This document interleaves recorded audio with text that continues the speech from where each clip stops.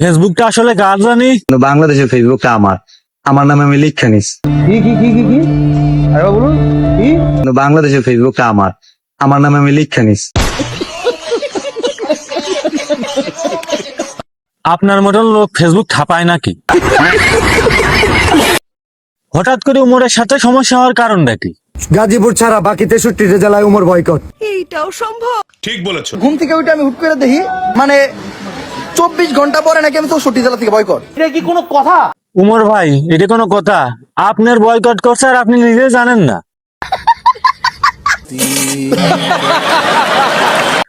আচ্ছা, উমর ভাইকে বাদ দিলাম, জুয়েল ভাইয়ের সাথে তো সম্পর্ক বিল্লাল ভাইয়ের অনেক ভালো। আপনারা দেখতেছেন থটস অফ বিল্লাল। মোর জ্বালা, এই সম্পর্কটাও টিকলো না।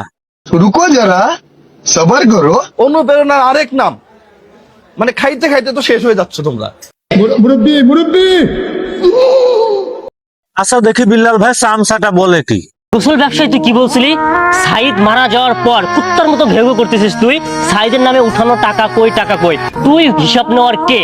সাইদ যখন নিজের বেডে থেকে তার 35 লক্ষ টাকার জন্য কাতরাচ্ছিল, দেশবাসীর কাছে হাত পাচ্ছিল, আমরা পুরো দেশবাসী তার জন্য টাকা উঠেছি, এক টাকা করে হলেও তার জন্য জোগাড় করেছি। থটস অফ বিল্লাল নিজে কান্না করছিল সাইদের জন্য, সেই কান্না দেখে দেশবাসী টাকা দিয়েছিল এক টাকা করে। তুই তখন ফেসবুকে একটা পোস্ট করেছিলি, তুই যদি ফেসবুকে একটা পোস্ট করতি, তুই একটা পোস্টের মাধ্যমে সাইদের যে 35 লক্ষ টাকা 5 দিনে উঠেছিল। আচ্ছা বিল্লাল ভাই, আপনি 44 লক্ষ টাকা কোন দেশ থেকে যেন কামাইছেন? হোয়াটসঅ্যাপ বিল্লালের অতীত ভুলে গেলে চলবে না। 3 মাসে 44 লাখ কামাইছিল, যদি বাংলাদেশ থেকে কামাইতাম কইতো ভাটপাত।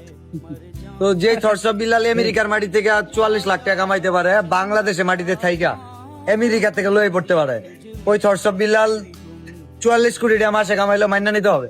ও, আপনি বাংলাদেশের মাটিতে থাইকা আমেরিকার মাটি থেকে 44 লক্ষ টাকা নিয়ে আসেন। বাহ, ভেরি গুড, ভেরি গুড। কথা কি ক্লিয়ার না ভেজাল আছে? আপনি বলে কিছু পারেন না ভাই, আপনার পাওয়ার টিলারটা একটু স্টার্ট দিয়ে দেখান তো। রোল ও মাই গড, বিল্লাল ভাই কিন্তু টাকটা স্টার্ট দিতেছে। দিয়া না দিতেছে, হ্যাঁ দেখা যাচ্ছে। আরে এই সাইডে ধরো। মারেন এই সাইডে সামাতে জ্বালাবো না।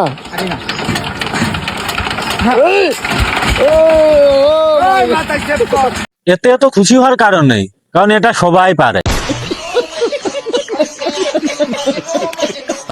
ও বিল্লাল ভাই, আপনি লাল শার্টটা দেখি না, এই শার্টটা কি করেছেন ভাই?